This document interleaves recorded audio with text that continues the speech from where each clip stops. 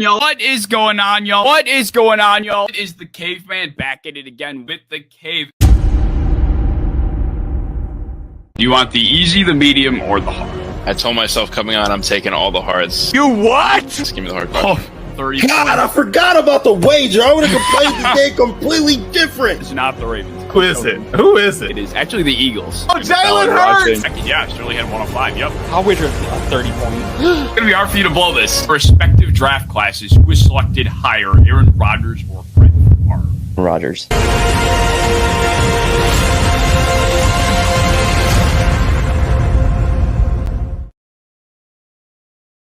I forgot to take out that corny ending. What is going on, y'all? It is the Caveman back at it again with the Cave. I made that actually for last week's show, and then I realized the file format wasn't compatible, so I wasn't able to implement it. So it's here. It's kind of corny, overly dramatic, but I thought it was pretty cool to showcase some of the guests I've had on so far. And I thought I did a pretty relatively decent job for someone that edits relatively basically. But nevertheless, the Cave is back. We're doing it Thursday night. I was on vacation for the last week or so, so I wasn't able to run it Tuesday. I just got back this morning, actually, and now I'm doing it tonight, right before the Thursday night football game. I'm going to get you guys out of here in a timely manner, I promise you. But we got a really good show tonight, and I have a very awesome guest, and I cannot wait to bring him on. I got Drew from the Pick a Side podcast, and it's going to be a very good night, Drew. Thank you for hopping on, man. Absolutely, man. It's a pleasure to be here. I'm excited to join the Cave. I like the intro you had. I came in here with the idea that I'm gonna take all the hard ones. I was laughing in the inbox, but hey, man, I'm excited to be here, and I appreciate your time. Oh, yeah, I appreciate your time, man, a lot. So if you guys don't know who Drew is, well, you better get well acquainted. Drew is part of the Pick a Side podcast, as I mentioned. He's supposedly a Broncos fan. If you know Drew, there's ongoing joke where he's like kind of a fan of a lot of teams, a lot of players.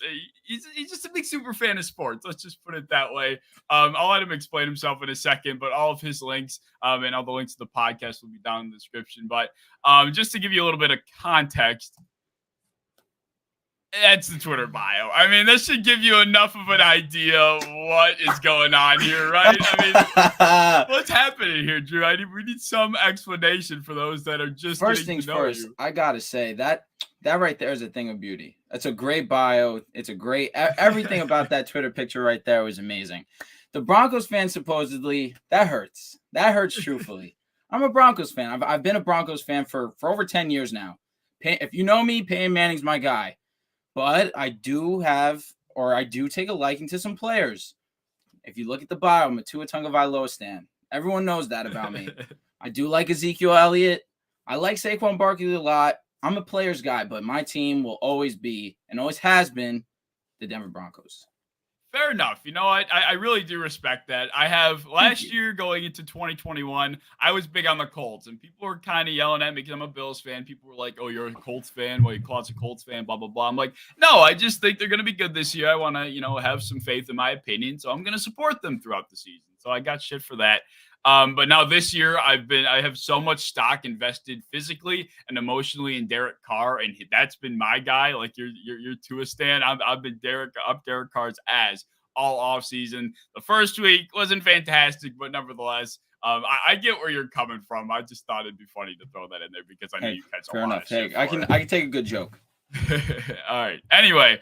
So now that you get to know Drew, let's stop into the next segment, the recent headlines. There's a lot of stuff to go on and stuff to talk about because the NFL season has finally begun. The first show, not that the season has started. That's really exciting. But the first thing we're going to touch on is the Dallas Cowboys situation. Dak injured his thumb, and apparently, according to, I think it was Jerry Jones that came out and said it, he's not going on IR as you would have expected, considering it sounded like he needed surgery. What does this mean for Dallas, in your opinion?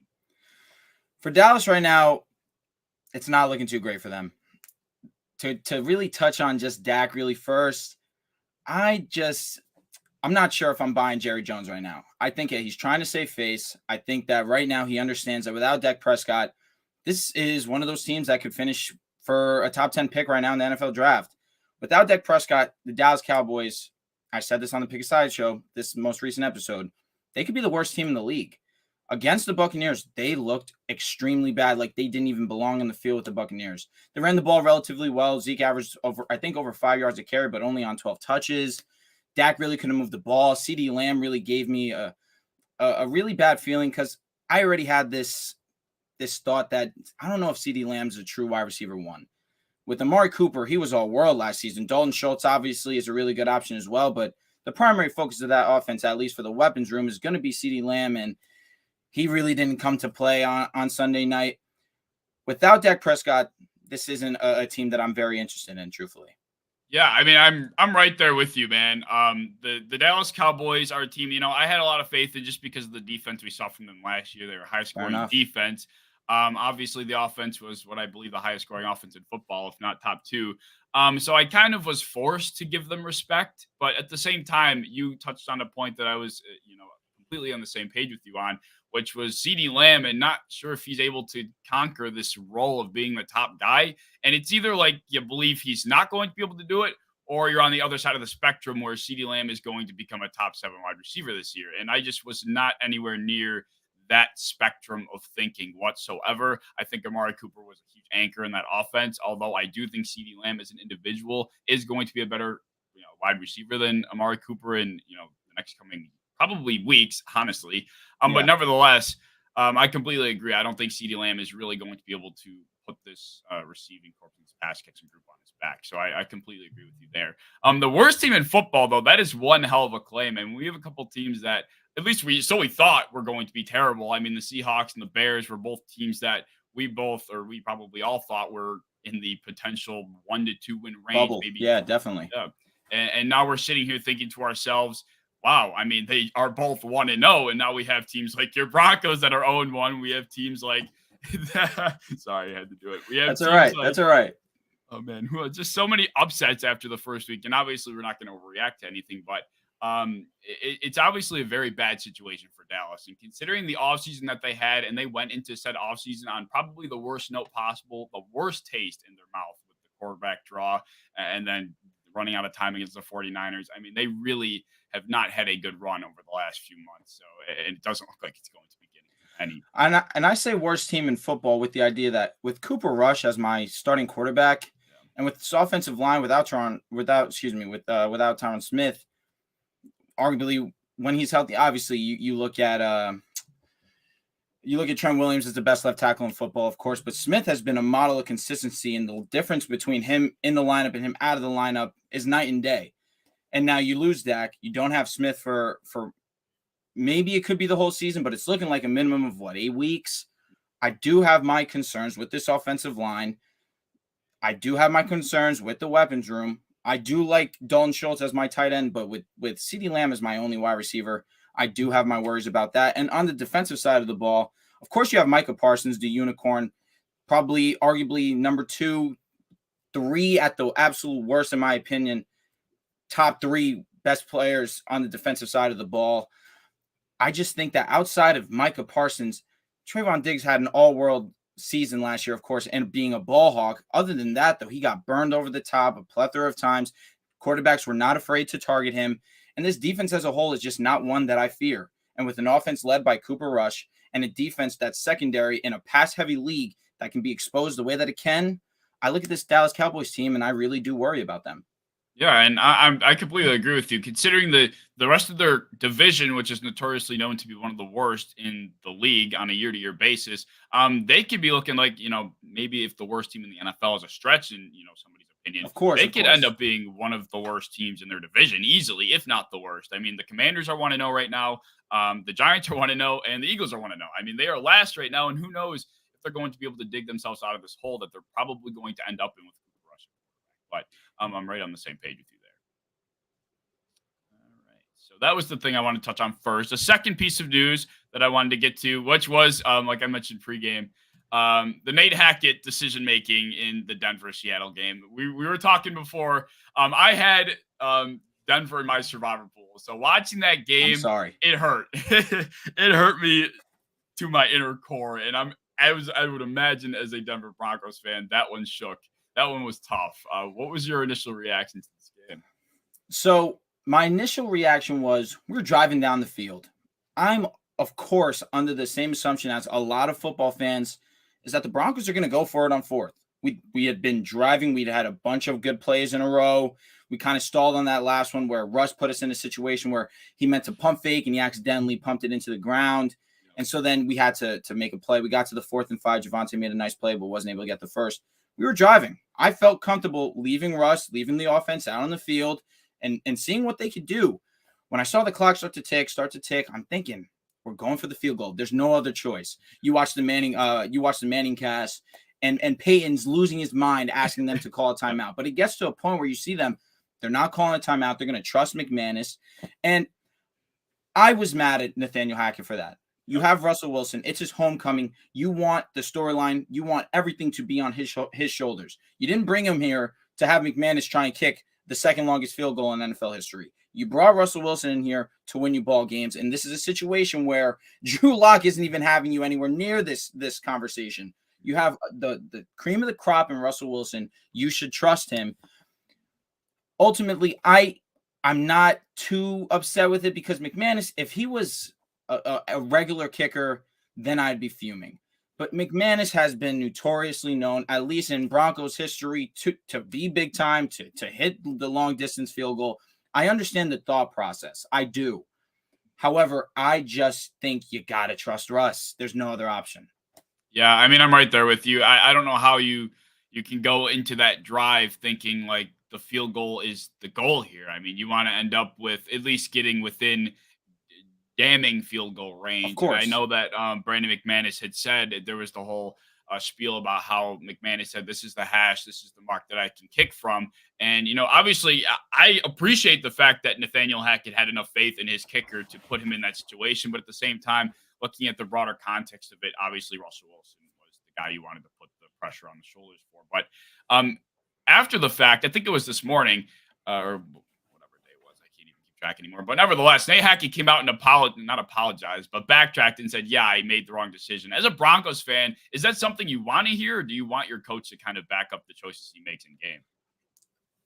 I see both sides, but I'm more under the belief of if I make a mistake, I want to come out and I want to address that. I don't want to be ignorant. I don't want to be closed-minded. I want to take in information and I want to properly adjust. He understood that in that situation, I have a premier elite quarterback in Russell Wilson who had been leading us the entire game. Essentially, you got to put the game in his hands. So I do respect that. And I understand the notion also that, you're a coach, you're a new head coach. You want people to respect you and trust your decisions. But as a man, I can also see that he acknowledges that he made a mistake, and that's perfectly fine with me. Yeah, and I agree wholeheartedly. I saw in the tweet where it mentioned that he was backtracking and said he made the wrong choice in the moment.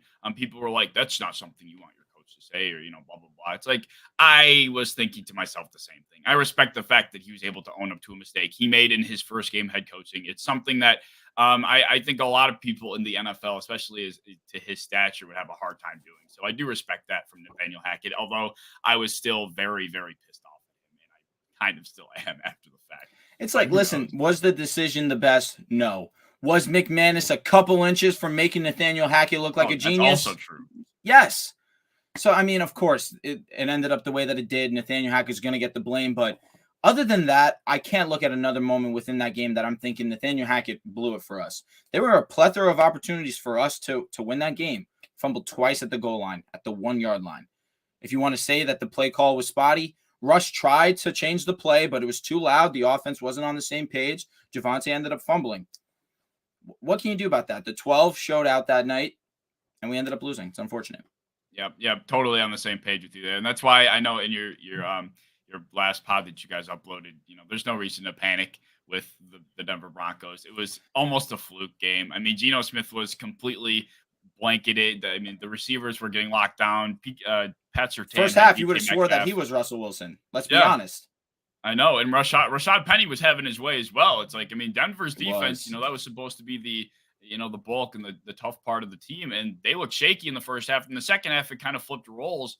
And Pat Surtain was locking down DK. Tyler Lockett really wasn't a factor in the game. And then eventually Rashad Penny started to get taken out. Geno Smith had nowhere to go. Bradley Chubb got going. And that's when the game really started to flip on its head. And Charles Cross, once he just wasn't able to keep up with Bradley on the edge. That's when the Seahawks offense really stalled out. And that's when I thought the Broncos were really going to take over. And there's really no other way to chalk this up other than just a fluke loss, in my opinion.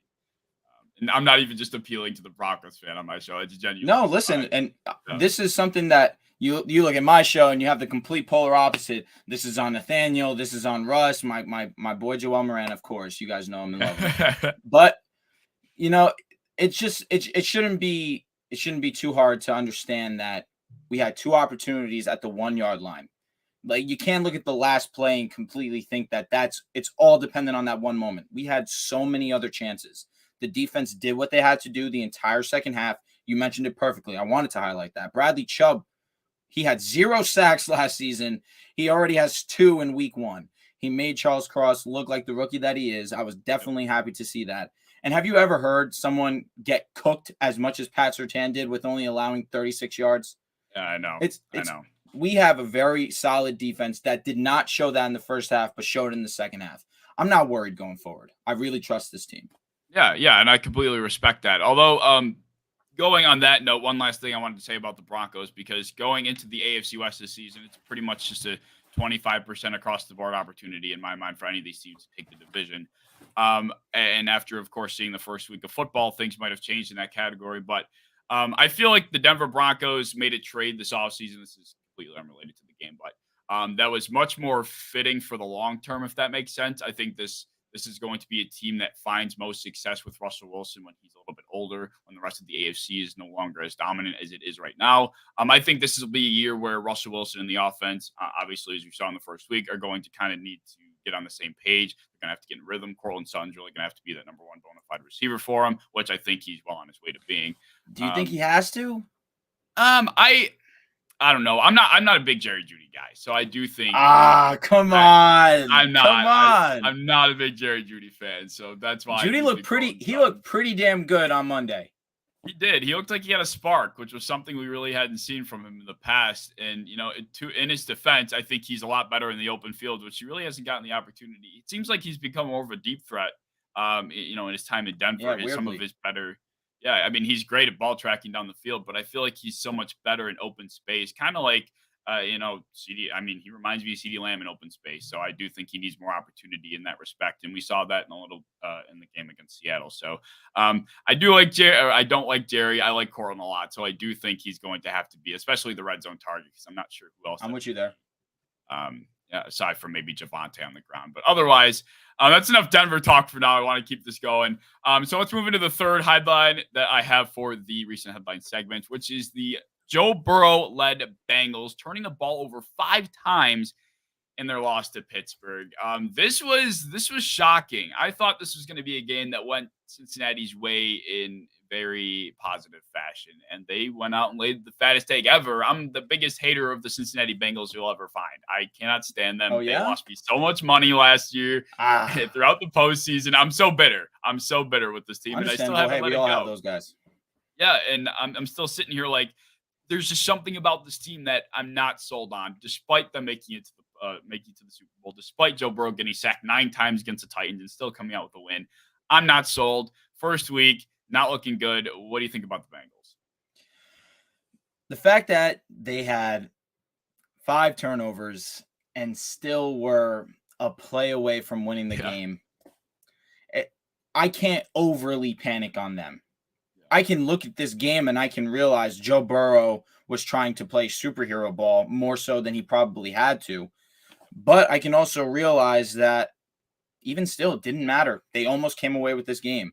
Jamar Chase scored that touchdown that they did not challenge. That they did not. He scored, no doubt about that.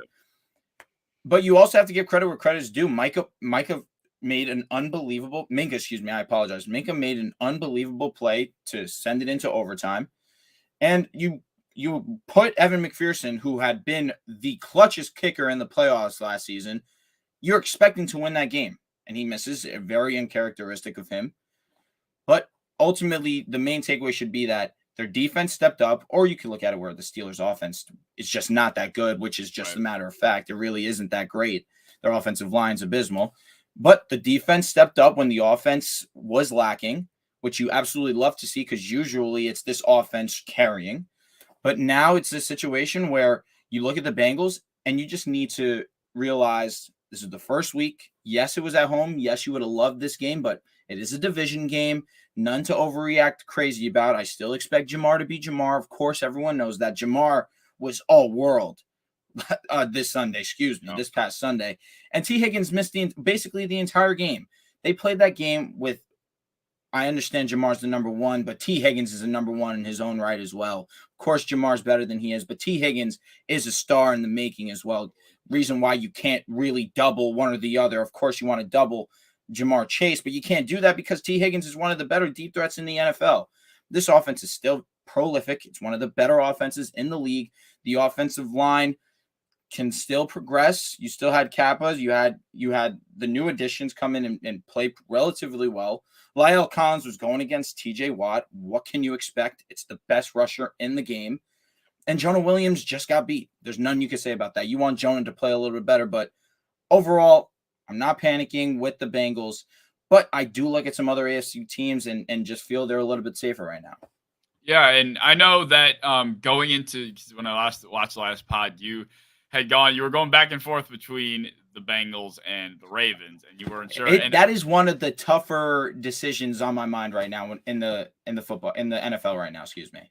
Yeah, I was because of my hatred toward the Bengals. I've been kind of pressing my that's what I'm looking for. I've been pressing my luck into the Ravens. I think Lamar and the Ravens are going to go on like a revenge tour, if you will. They're not going to torch teams and go 14-3 or anything, but I do think they're going to win that division. I've been on their back throughout the offseason.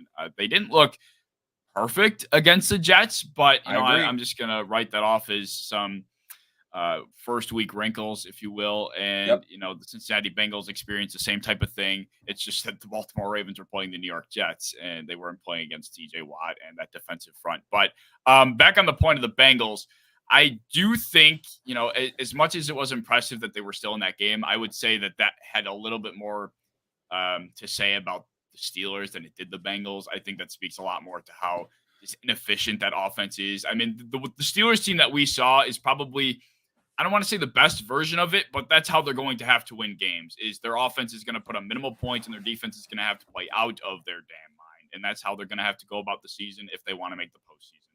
And, we saw their best effort put forward and it was enough. So if they were able to beat the Bengals and somehow if this defense, without TJ Watt now, I might add, if they're able to still put these performances up, then I could sniff something for them. But I think they're going to be a team that struggles down the stretch. It's just not a way of football that lasts very long.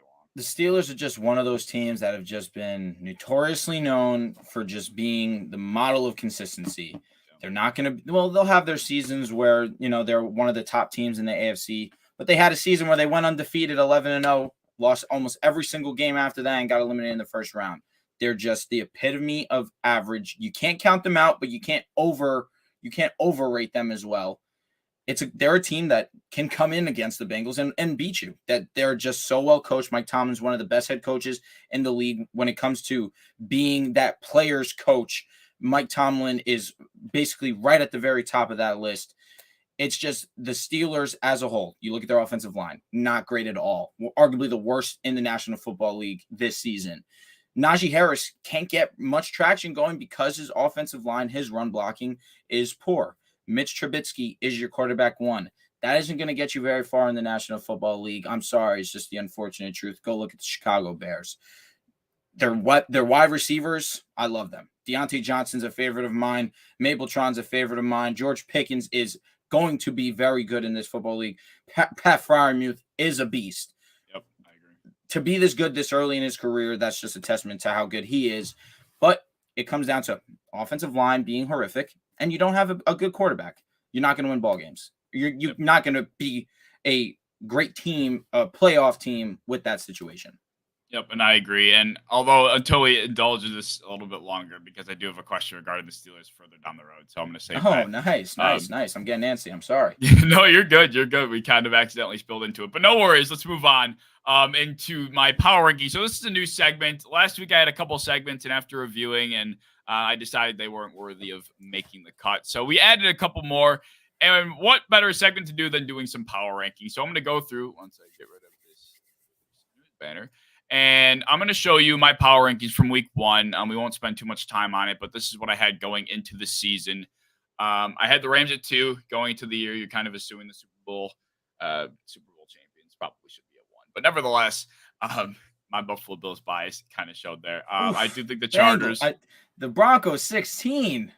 Like I said, I think the Broncos were a team that are going to take some long-term. They're going to need some long-term strides to be successful, if that makes sense. Like the first 1 or 2 years, Russell Wilson, this offense is going to need to get on the same page. They're going to struggle in a tough AFC, and I think their better years, where the really Super Bowl contenders, will be in 4 or 5 years. I think that's when the best portion of the Russell Wilson saga with them is going to come out. But that was prior to the season.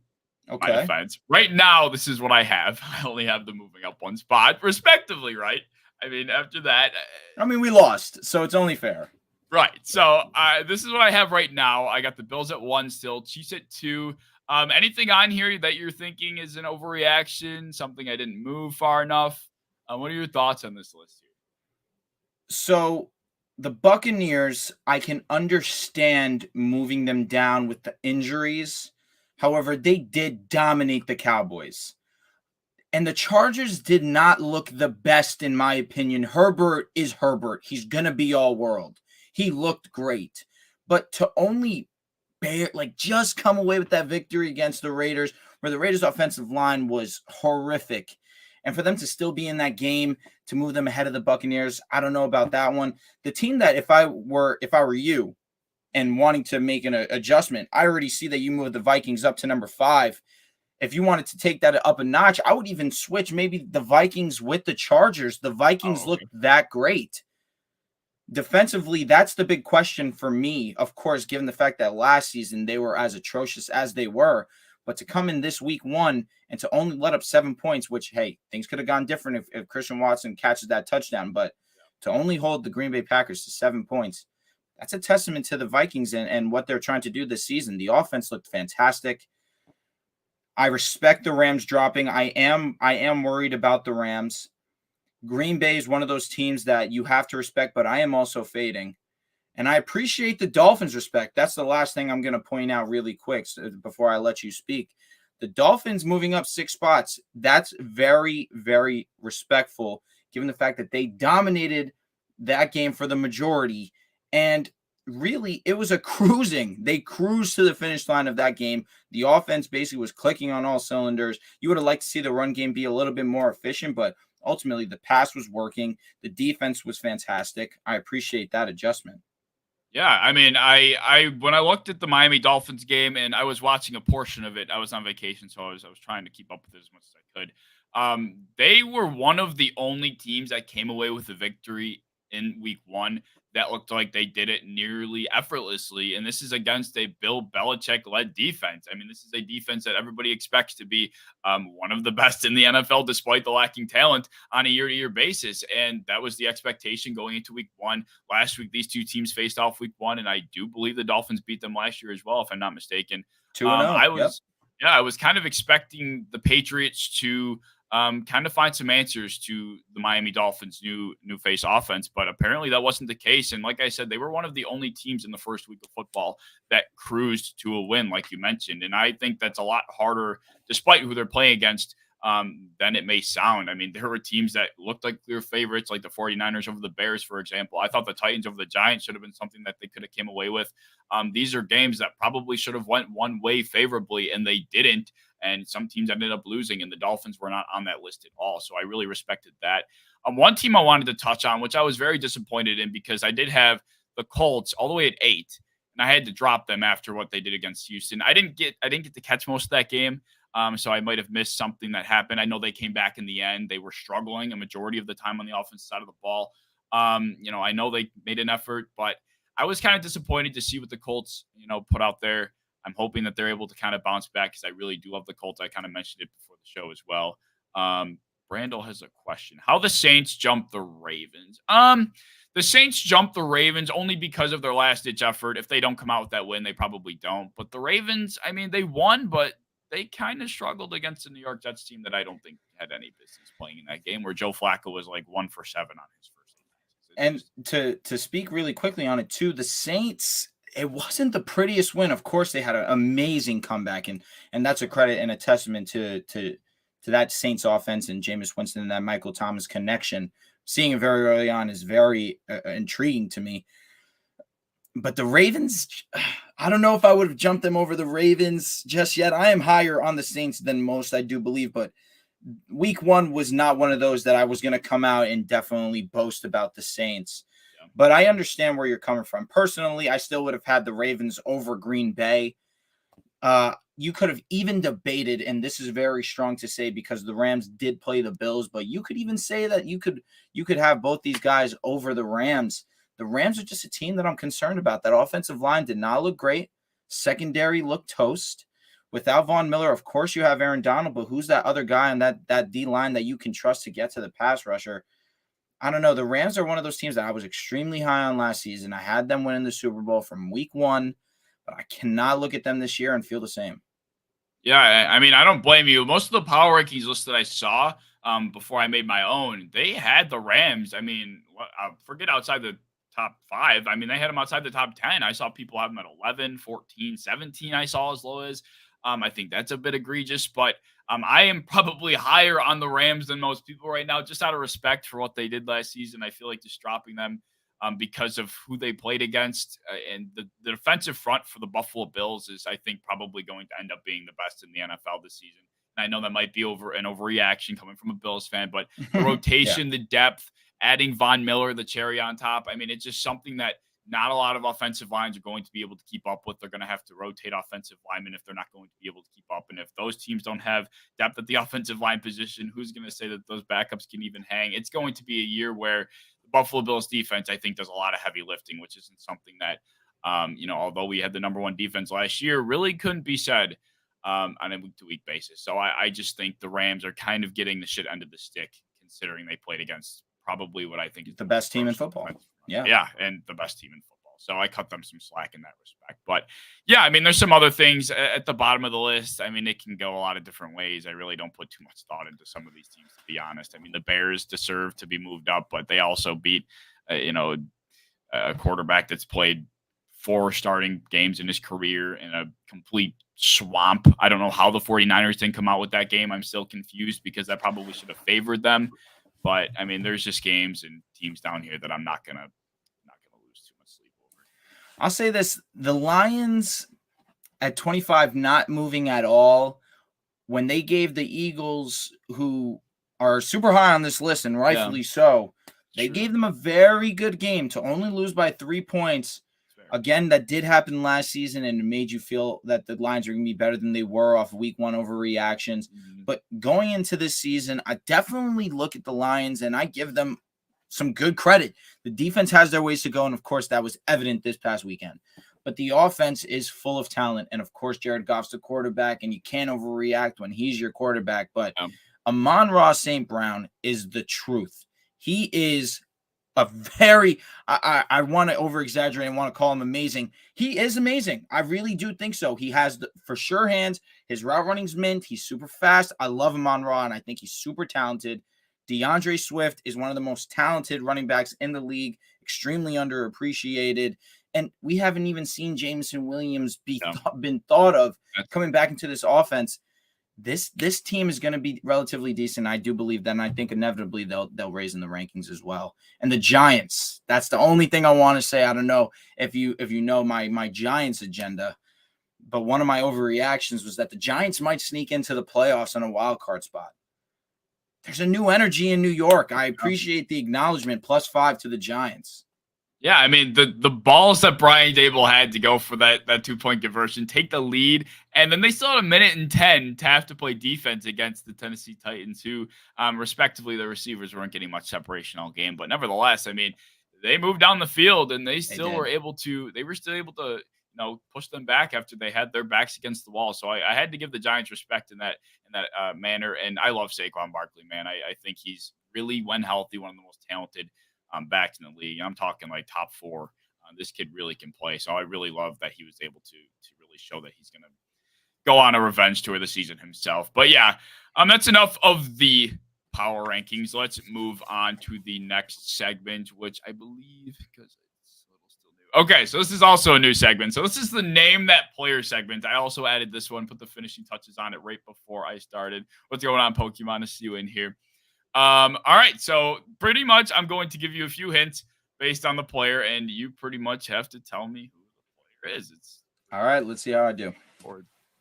All right, so this I guess could almost be a little testament to your quiz knowledge too. So we'll see how this goes. Let's do it. So the first hint I have is this player has started 22 games in his career at 14-8. I'll go through all of them and then let you take a couple guesses. The second hint is this player has a 28-15 touchdown interception ratio. This player has a 66.4 completion percentage. This player has played his career in the AFC thus far. All right, those are the 4 hints. Who is the player? Is it my guy Tua? It is. I was trying to catch you lacking. It was Tua. Come on, when you know, listen. You know when it comes to my guy, there it is. I like that. When it comes to my guy Tua, I got to be on it. I saw the touchdown interception ratio. I saw the win percentage. I said, hey, it's got to be my guy. I was kind of wondering what I should put in there because I probably could have added some stupid miscellaneous bullshit to kind of throw you off a loop, but I didn't want to make it too difficult. What was it? The touchdown interception ratio that threw it away? It was really the record because I knew he has a relatively decent touchdown interception record. The completion percentage was still high. 66 is still really good, but then the win percentage was ultimately what allowed me to bring it home. Okay, perfect. So yeah, you knocked that out of the park. I was gonna definitely give you some shit if you didn't get that though. Of course, understandable. All right. So that was an easy, quick segment. Oh, nice. Let's go 1 for 1. That's all I know. There you go. 1 for 1. Let's go. Let's go. I don't know. All right. What's after that? Now I got Okay, man, let me ask you. If there's something specifically, like, are we trying to debate or is it more so just casual, just us trying to chop it up? In general, or like, I'm down for whatever, man. All right. Sweet. Let's hear it. You got anything right now? Or you just asking? All right, man. No, all good. We'll see if we see something later in the show. All right, so the Q&A, basically, this is kind of primarily where I wanted to get some questions in from the comments, but I have a couple questions myself that I wanted to ask you. And StreamYard. Okay, so we'll start with this. And if you guys, like I said, if you guys have any questions, leave them down in the comments, and we'll both give you our opinions on them. You know, Drew, if you have any questions for myself or the comments as well, feel free to shoot. But the first question I have for you, and the comment section for that matter, who wins tonight? We have a football game in an hour. Who do you think comes out on top? If you know me, you know I hate those guys in red. The Chiefs are just a different team, and it really upsets me because I just cannot stand Patrick Mahomes. I can't stand anything about the Chiefs. The only person that I did like on the Chiefs is thankfully on the Dolphins now, and I get to truly embrace him and Tyreek Hill. But to punch the Cardinals in the face the way that they did was just a big F you to me and every other doubter that there was on them. And they made you adjust very fast. I'm still not overreacting too much because they did play the Cardinals in a terrible secondary. However, you just can't count them out even if you wanted to. And I wish I could, but I want to sound like I'm smart. So I'm just going to try and fix my mistakes here. So I'm going to go with the Chiefs, but it should be a hell of a game. Yeah, I mean, I want to also, I'm not, of course, you know, after what the Chiefs have done to us back-to-back seasons now. Yeah, that's brutal. Yeah, Broncos haven't won a game since Mahomes has been there, so wow, I didn't know that one. Wow, that's crazy. That's yeah, dude, 0. I think we're 0-8. Jesus. Wow. Okay. Well, Mahomes is causing pain to everybody, which I guess we probably all knew. But anyway, we've had 2 games that we've almost won, but Mahomes. Was that the game? Was that last year one of those games? So yeah, one of the last games of the season where Melvin Gordon went berserk and Drew Lock was our starting quarterback. He played decent, but then it was his rookie season where Von Miller was about to sack him, scrambling out of the pocket, and Mahomes tosses it with his left. And that's going to be on his Hall of Fame montage. I do remember that one. That was all over Bleacher Report. That was so annoying. I remember that one. I remember last year too. Was that the game where Melvin Gordon also fumbled on the goal line? Was that that game? Oh my God. Yes, it was. That pissed me off then too. Oh yeah. Okay. I remember that one. Ugh, I'm traumatized. So you're going with the Chiefs. I do think I'll also take the Chiefs. If the Chargers would have went out and completely abused the Raiders secondary, and granted, Khalil Mack and that defensive front ate that poor Raiders offensive line alive. I mean, you would think how that game went, it should have been, we were kind of touching on it earlier. It should have been at least a 1.5 possession score difference in this game, man. I mean, they really should have taken the Raiders out back based on how that defensive front tore up that Raiders offensive line, but it just wasn't. And watching how the Chiefs played, touched on that as well. It's kind of hard to sit here and try to convince yourselves that the Justin Herbert-led Chargers are going to upset the Chiefs here based off of the form that they played in last week. So I'm also going to go with the Chiefs, but I don't know. These teams always give us a ridiculous showing. Last year when Travis Kelce took that, was it a drag or a hitch over the middle, and he just beat everybody and it ran 45 yards after the catch for a touchdown.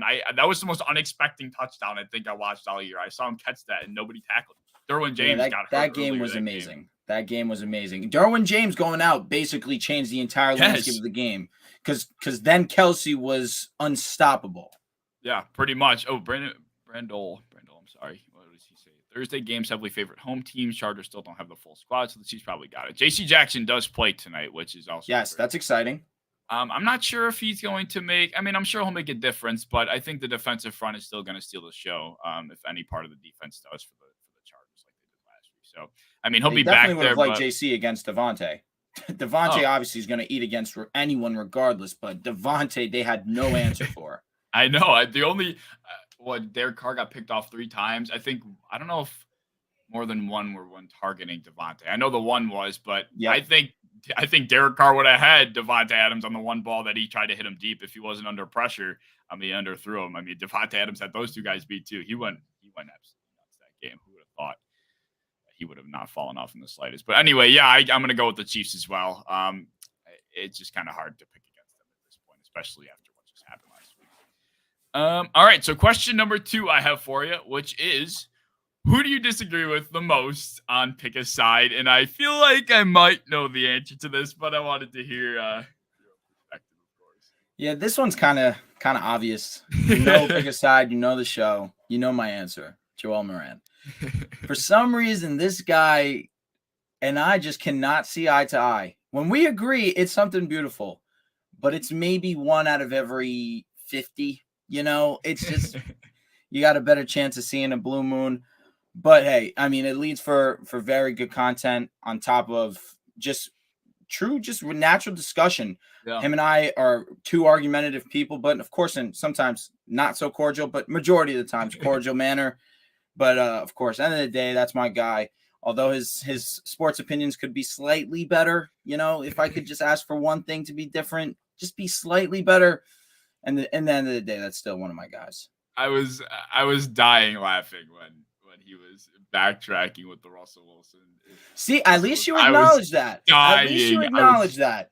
Dying when you yelled so fast, and I was crying. Because I was already amped up. I was angry, and I've been holding it in because I knew going into the episode I was gonna get some heat. Because deservedly so. I was talking a lot of trash. Yeah. Oh man, but then because we've had multiple conversations. Yeah, I like Russ. And I'll give him the benefit of the doubt. Not always the highest on Denver, but he'd always been high on Russ. Yeah. Suddenly, can't stand Russell Wilson. It's like, what did I do to you as a person? I've never done anything to you. What's going on here? I've never shit on Zach Wilson ever in my life. Come on. That was great in that portion of the episode, which is kind of what sparked this question. I'm going to be honest. Understandable. I just wanted to hear it in the first person. But yeah, that was funny, and I kind of figured that would be the answer. But I mean, that's like you mentioned, that's what makes the show so great. I mean, the podcast is so easy to listen to because you guys having differing opinions, I think, is almost more beneficial for a show like that, for sure. And that's why I can't get too mad at him. Sometimes I do. But then I sit back and I think, I'm just like, if we agreed on everything, who's watching this? It's like, that's why sometimes I like to be outside of the box, but I like to still stay true to what my true thoughts are. Joel is one of those that all his thoughts are out the box. And when they hit, they hit. But when they don't, we got to let them know. Oh, absolutely. I completely hear you out. But yeah, I love the show, and I just wanted to Thank you, man. I appreciate that. Yeah, definitely. All right. And the second question the third question actually that I had for you was, like we were talking about earlier, that I didn't want to get too much farther into, but can the Steelers make the postseason? In your opinion? With TJ Watt missing a significant amount of time, thank God it's only 6 weeks, I just think there's just so many teams in the AFC, and I can easily list them out. The Chargers, the Chiefs. I look at the Ravens. You got to put the Bengals over them, even though they did just lose to the Steelers. I'm putting the Broncos over them. I'm putting the Dolphins over them. That leaves one more spot, and I feel like I'm forgetting a division, and I am. The Colts or the Titans. I think the Colts do ultimately come out with that division, but there's just too many teams right now that you look at and just think they're definitely better than the Steelers.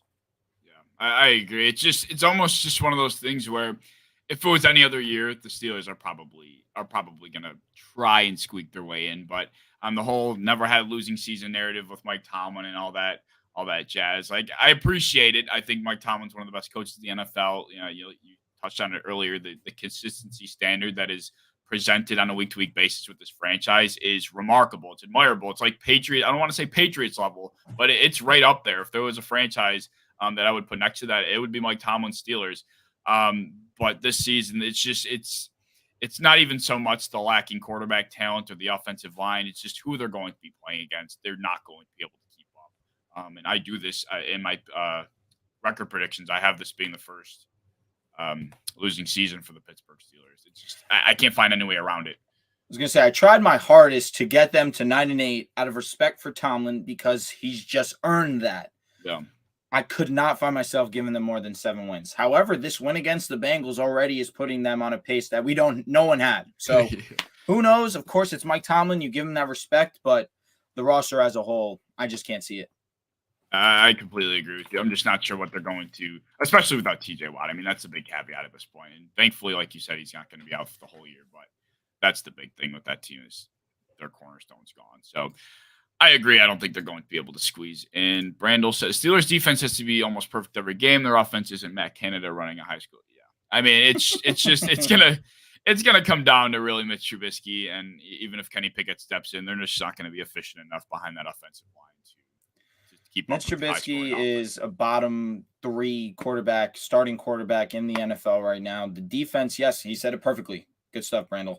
The defense has to be perfect, and without TJ, you can't be.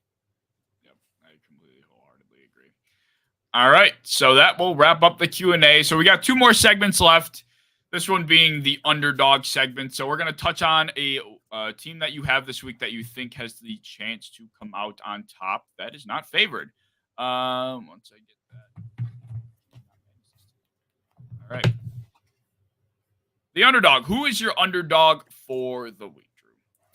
Right now, my underdog of the week is going to be the Miami Dolphins. We spoke about them a little bit earlier. Dolphins are going against the Ravens at Baltimore this season. I believe right now they're plus 150 underdogs. I just look at the Dolphins, and they played borderline perfect football last week. Tua made one throw that I thought was a poor throw, and that was basically it for me. He was getting out of the pocket pretty well. He was evading pressure. He was making smart reads, making smart decisions, throwing the ball with precision, accuracy that we know Tua is going to do. And the defense showed out against an offense that's I'm projecting not to be very good outside of the running game. But when they're going to be down in games and you don't have guys to throw the ball to, they're going to be in some trouble. But to continue to talk about the Dolphins, the defense looked fantastic. I believe that this is one of those games where the Ravens didn't look fantastic against the Jets. They were held to their lowest rush total since Lamar Jackson has been there. I believe it was 63, 62 yards, something around that. For them to look as poor as they did against the Jets, Jets defense, I'll give them some credit, is going to be one of the more underappreciated defenses this year because their offense is going to be so poor. But for the Ravens to look as poor as they did poor, given the fact they did still win by double digits, but not look as dominant as we were expecting them to, I think that the Dolphins can come into Baltimore and upset them. Yeah, I completely agree. I mean, as high as I was on the Baltimore Ravens, I didn't think we'd be sitting here saying that potentially Miami could take over, in week 2. But after what we saw from Baltimore in week 1, after what we saw from Miami being one of the only teams that cruised to a win, against a team that usually gets a lot more respect than what it seemed in week 1. This is a completely a completely fair take. And there are a lot of games this week that are kind of just up in the air. It's either it's going one way or it's a complete coin flip. This one I would consider to be one of those games. There's no way in hell I'm going to sit here and tell you that Baltimore is going to come out with this game wholeheartedly, 100%, no doubt about it. And there's a lot of games like that, and I'm not sure if Baltimore is going to be able to defend them off. Do you know who's at home in this game? I don't actually. The Ravens are at home. Okay, the Ravens are at home.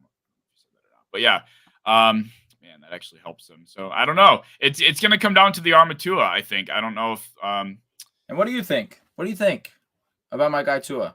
I think Tua going to this year, I was of the opinion that this year could be a year where Tua finds himself being a top 12 quarterback statistically, at least. He's got a lot of weapons around him that are going to, what are supposed to set him up. A lot of yards after catch, a lot of receptions on the stuff short. And Tyreek Hill in week 1, we saw that already. I mean, the guy was a reception machine. He was being able to run after the catch. I mean, Tyreek Hill did what we expected Tyreek Hill to do in this offense in the first week already. And Jalen Waddle, I think, is going to be not the changing X factor or anything, but I think he's really benefiting from this Tyreek Hill acquisition. Absolutely. Similar to how I think Travis Kelce almost benefited from Tyreek Hill.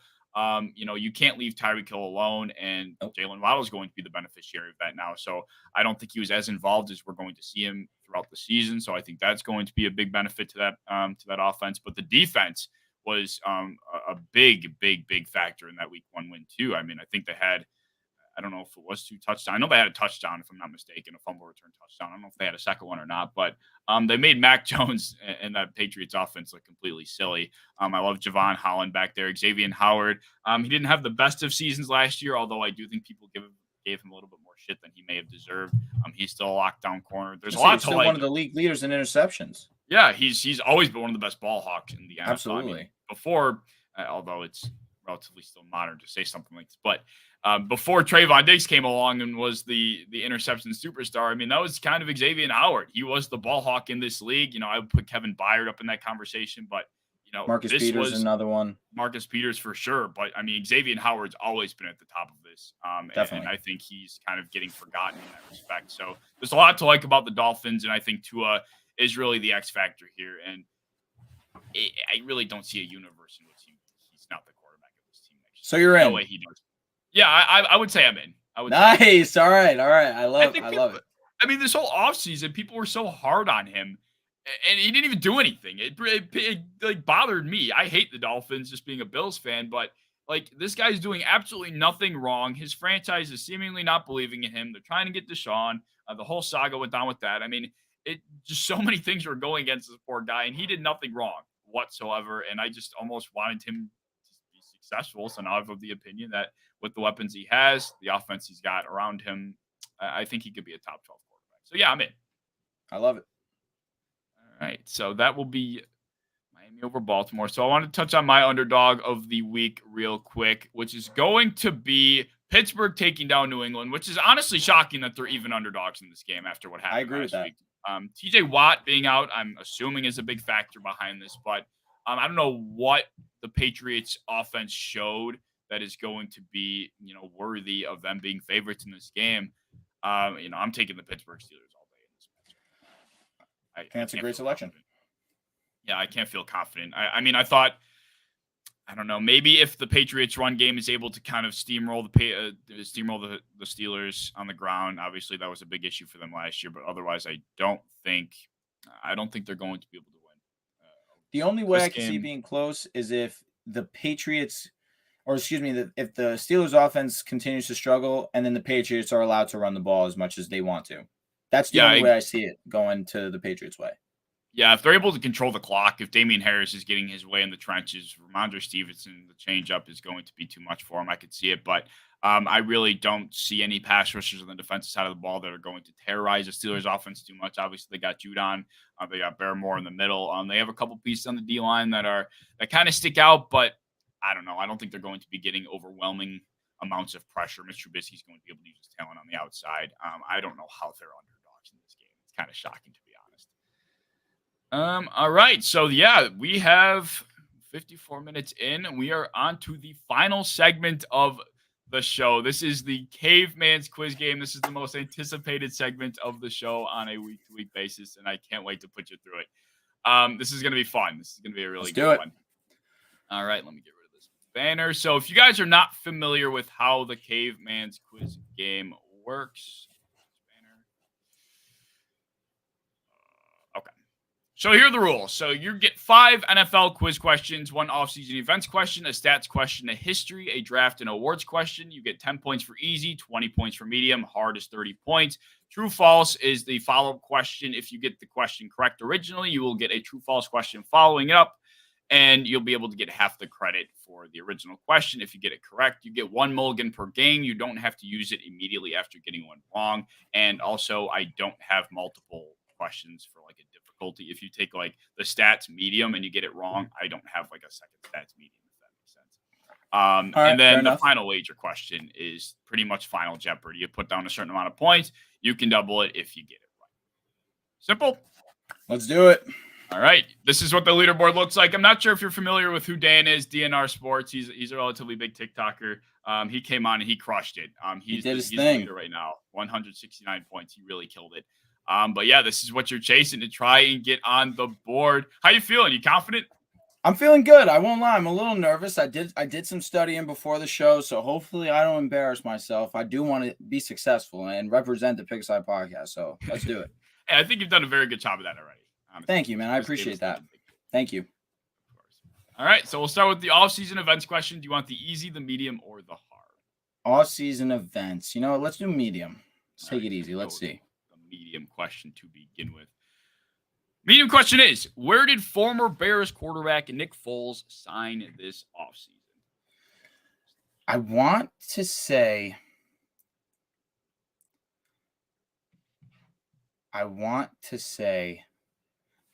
it's either he's time limit or he's on the no time limit. Yeah, take your time. It's either he stayed or he went to Indianapolis. I'm gonna go Indianapolis. You are correct. Nick Foles is the backup quarterback for the Indianapolis Colts behind Matt Ryan. That's probably one of the best quarterback rooms in the NFL. I mean, it's not like star-studded. There's not a ton of talent, but in terms of, if your quarterback goes down, you have Nick Foles back there. That's really not the worst. It's not horrible. We saw Nick Foles go on a Super Bowl run, so yeah, exactly. And he's only good with Philadelphia, in my opinion. I think they should have gotten rid of Wentz. They would have gotten the world in return for him. But hey, can't change history. Do you think Nick Foles would have been solid for the Jags if he didn't get hurt? I do mean this. I think we've only seen Nick Foles have success in Philadelphia, and there's really only one reason, and it must be mental, honestly. There's no other explanation. When he was first with them, he was all world. He only threw 2 interceptions. That touchdown interception ratio was ridiculous. He left, was terrible, came back, won a Super Bowl very next year, was amazing in the playoffs again, left, was terrible again. What else can you say? Yeah, that is true. I mean, I remember seeing Nick Foles in that game for the Jaguars. I don't know who they were playing, but he lofted. That was when DJ Chark kind of had his breakout too the year prior. He just bombed it to DJ Chark. He made a stupid catch in the back of the end zone, and that was it. It was his collarbone.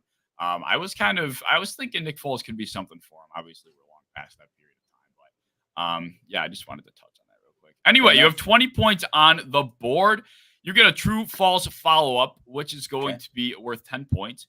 True false is this will be the 6th team that Nick Foles will have. All right, so he was on Philadelphia. He went to Kansas City, I'm pretty sure. Was with the Bears, with the Colts, Jacksonville. Am I missing one?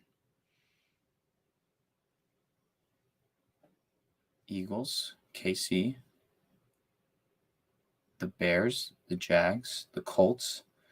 I'm going to be upset if I'm missing one.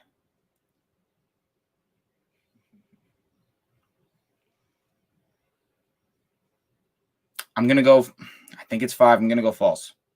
You are correct. It is only 5. You did not miss a single one. He spent 5 years with the Eagles, 2 years with the Bears, 1 year with Jacksonville, 1 year with the Chiefs, and 1 year with the St. Louis Rams. So yeah, you are correct. That was in 2015. I forgot Anyway, yes, you are on the board with 30 points. A very strong start, I will say. Moving on to the second question. What do you want to do? The easy, the medium, or the hard? If I get this one right, I'll move up. Let's do medium one more time. All right, so the medium question is going to be this. Who led the NFL in touches last season? Najee. Correct. It is Najee Harris. Najee Harris did lead the league in touches. What was that number? That was, I think he barely out-touched JT? Jonathan Taylor. But yes, it is Najee Harris because the receptions were what put him over for sure because Big Ben was just dumping them off constantly to him. Yeah, like Najee was clean over 300. Let me see. Let me double I check. think so. Defensive player. Okay, here we go. Yeah, he had like 303. Okay. Yeah, he was wasn't just clean. over it. Yeah, just over. Just over. But yeah, Najee Harris, yeah, he is the leader in touches. Let me pull up the true false question. There we go. So far, so good, man. But yeah, you're up to, was that 50 points if my math 50. does not do me wrong? Did he have over 300 touches? And I kind of just said that out loud. I would have got it right. All right, let me make one up real quick. Go ahead, man.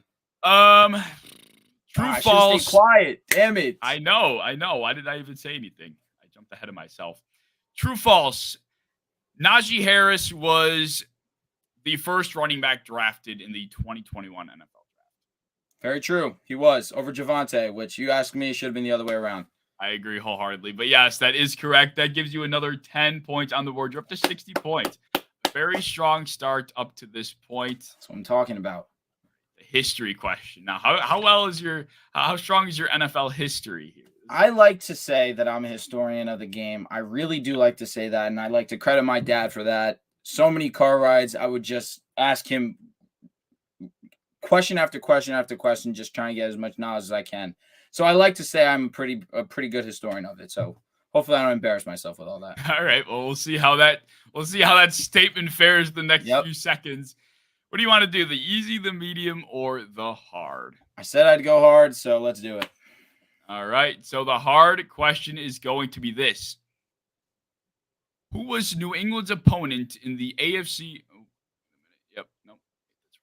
All right. This is the hard question. Out of the current 32 teams in the NFL, who is the least amount of losses in history?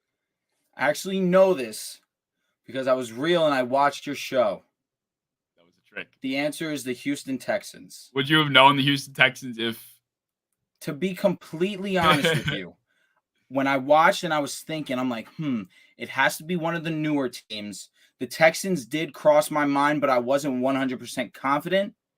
But I do know the answer is the Texans. And to just be a little more impressive here, the last question in the Deflategate was the Colts. Yep, that would be the true false follow-up. So you are correct. Good job. That was honestly a trick question. I know a lot of people do come on and say, I watched your show last week. I want to see how I do, blah, blah, blah. But you're right. You are a real one. You added another 30 points on the board. So you will be able to get, that's 45 points now, actually. Okay. Let's go. I'm doing my thing right now. It's going to be hard for you to screw this up. Like very, very hard to screw what's going up here. But all right, let's move on. The question number 4 is going to be a draft question. Do you want to do the easy, the medium, or the hard draft question? My draft knowledge could be slightly better. I'm going to go hard, and if I get it wrong, I'll use my mulligan, go medium. All right, fair enough. So the hard question is this. This is a hard one. There were 2 players named Tyler drafted in the first round of the 2022 NFL draft. I'm so shocked I know this. Tyler Smith, Tyler Linderbaum. You are correct. Tyler Smith and Tyler Linderbaum. I don't think, actually, I'm not going to speak too far ahead of myself right now because I don't want to give anything else away. But yes, you are correct. That is wow, that's ridiculous that you just got that. That was ridiculous. That's another 30 points on the board. Tyler Smith and Tyler Linderbaum were both let me do the next question before we talk about it. But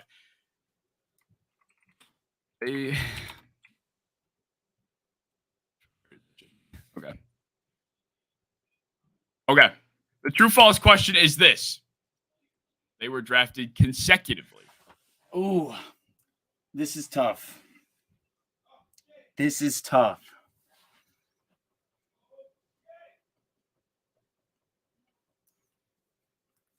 I know Penning went, and then I believe Tyler went.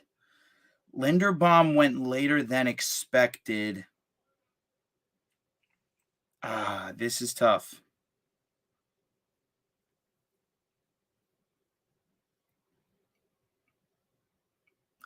Did they go consecutively? Because Linderbaum's on the Ravens, I'm pretty sure. Were the Ravens after? I'm going to say true. Oh, man. Is this true? Oh, I'm sorry. I say true because Dallas and the Ravens were pretty close to each other's in the standings record-wise. That's what I have written down, and I don't know why I don't have the answer for it. I'm sorry. I'm screwing this up. It's all right, because I'm not sure if the Ravens, because I know the Ravens traded. They were drafted. Yes, they were drafted consecutively. You are correct. Come on.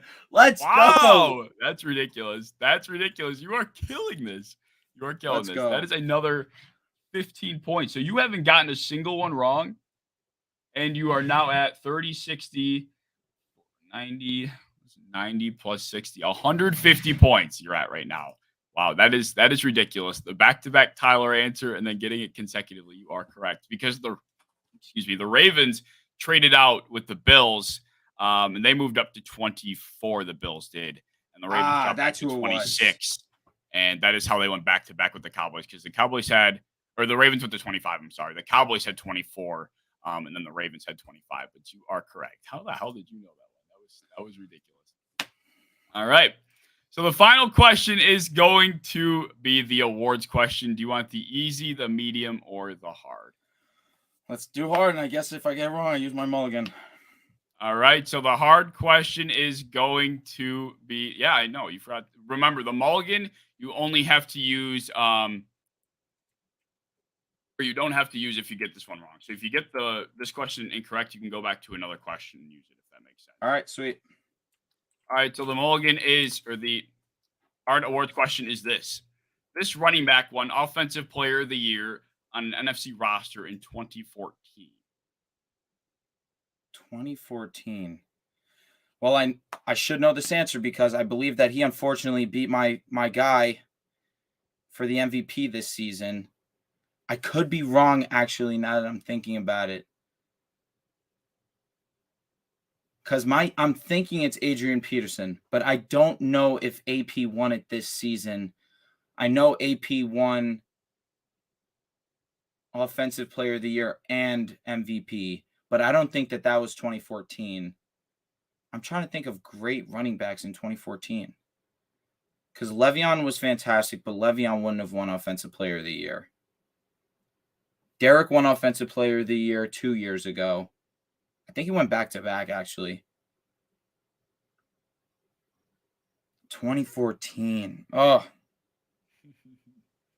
This one's stumping me. Take your time. Running back, NFC. That's why I'm leaning AP. I don't think LaShawn would have been good enough. I'm going to go Adrian Peterson. It is not Adrian Peterson. The answer is DeMarco Murray. DeMarco Murray won it back in 2014. And when he was all-world with the Cowboys. Damn it. 2014 with the Dallas Cowboys. That was when he kind of just fell off after that. It was just kind of the DeMarco Murray show ended. But yeah, that was 2014 where he went absolutely nuts. That was when I first started getting into fantasy football, was the DeMarco Murray era. I remember. Nice. That was a good time to get into it. Yeah. I want to use my mulligan because I think I could get the medium awards question right. All right. So you want to get the medium awards question correct. All right.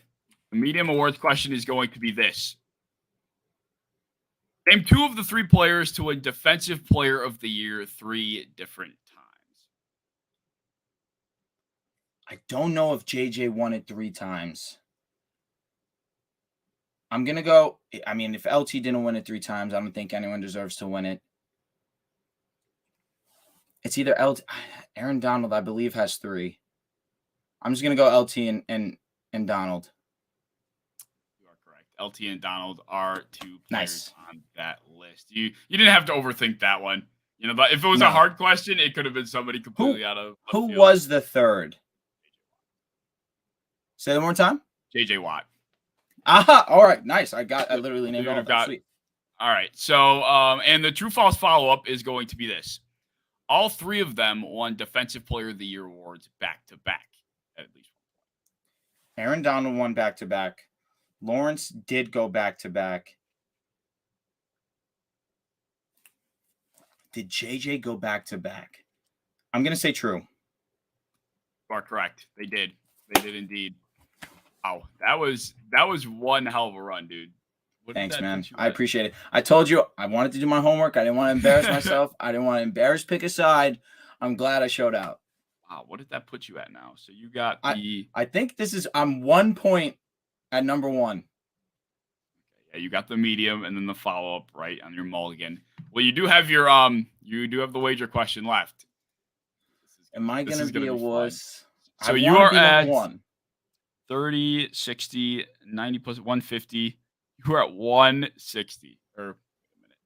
30, 60, 150. Yeah, 160. All right, I did do math right. You're gonna do. The leader is at 169. I want to be number 1 by 1 point. And if at worst I'm number 2, I'll live with it. I'm going to wager 10 points. All right, he's gonna wager 10 points. Wow, this is going to be a good one. So here we go. For 10 points, we have Drew going for the win. Let me put in the 10 points. All right.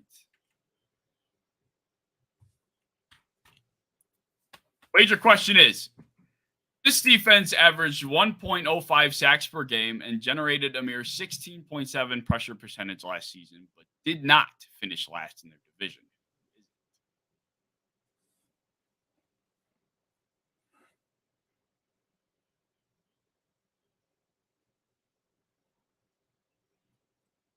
This is a tough one. You could ask me any type of question. Defense is where I lack.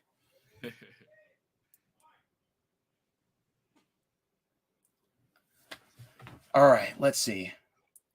16.7 pressure percentage last season. That's horrible. 16.7. I'm trying to think. So the Jets were last.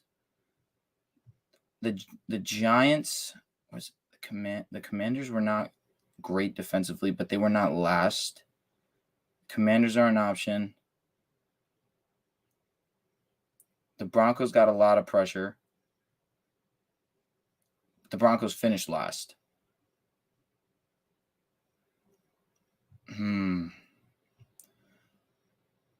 I want to say the Commanders, but I'm not sure. Let me keep thinking. Did not finish last.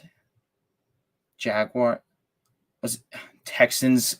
It definitely could be the Texans. Because the Texans don't get pressure. They have no one on that line. At the minimum, Washington had Chase Young, even though he was hurt. I want to say the Texans.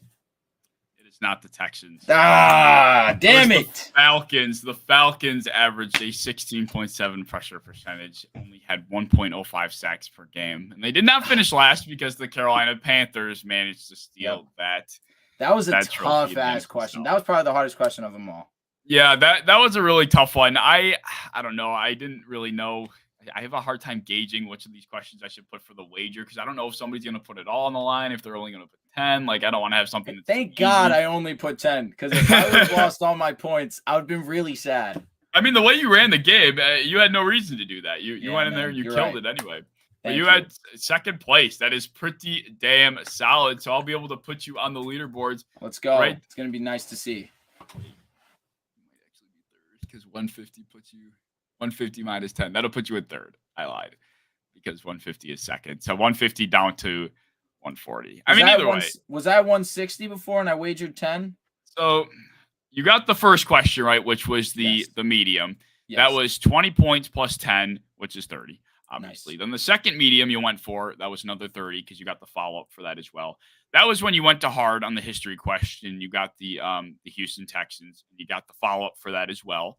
So that was that was 45. So that puts you at 45 plus 75. And then the second hard question you took was the draft, which was the Tyler question. That would put you at 90. That would put you at 45. Wait a minute. 30, 90, 120. And then the last 30 points when you had the mulligan on the awards question. So that put you at 150. So, yes, it does put you in third place. But, Drew, let me tell you, you are more than welcome to come back on and Thank you. Try your luck in the Cave Bands quiz game again, dude. Honestly, this was a blast. You provided a lot of insight. I learned a lot, and we killed this shit, man. It's absolutely, man. Thanks to you. I appreciate you hopping on. All right. So yeah, listen, that man, I do want to say this really quick before we go. First off, thank you for inviting me. I enjoyed my time thoroughly. I want to give a quick shout out for you for bringing me on. I want to give a quick shout out to my guys over at Pick a Side. I know they're here, they're watching, they're showing love. Lastly, it's Roberto Clemente Day. The only Puerto Rican to be in the Baseball Hall of Fame is Roberto Clemente Day. Of course, I had to show out and wear the Roberto Clemente jersey. I know my mom and dad watching right now. They would be upset if I did not mention it. So I wanted to make sure I got it in there really fast. I have absolutely zero baseball knowledge. So you just taught me another Zero. thing. I so far, I have no baseball anything. My IQ on baseball is probably in the negatives. I know all you got to know Judge, is that the Yankees are still great. Okay. Aaron Judge is the GOAT. You're a New York guy, so I'm assuming you're a Yankees fan. I guess I probably could be if I had to pick a team. But yeah, I know Aaron Judge hits a lot of home runs. The Yankees are always decent. I know there's Absolutely. a big cap issue and they play a lot of games, but that's a whole conversation. But they just signed players out the wazoo. They don't care. Yeah, that's the big dude. debate Thank you very much. I had a great time. This was an amazing time, and 100% I will be back. All right, thank you, man. I appreciate you hopping on. But like Drew said, man, shout out to everybody on Pick a Side. Shout out to Drew for hopping on. If you guys are interested in checking out his podcast, and the guys' podcast will be all linked down in the description. I'll have Drew's Twitter in the description as well. But be sure you're checking out. And as always, if you enjoyed, be sure you're like and subscribe and doing all the fun stuff. And be sure to tune into the next show, any video that I have coming out in the near future. But I appreciate you guys sticking around, and I'll see y'all later. Peace. Go Bills.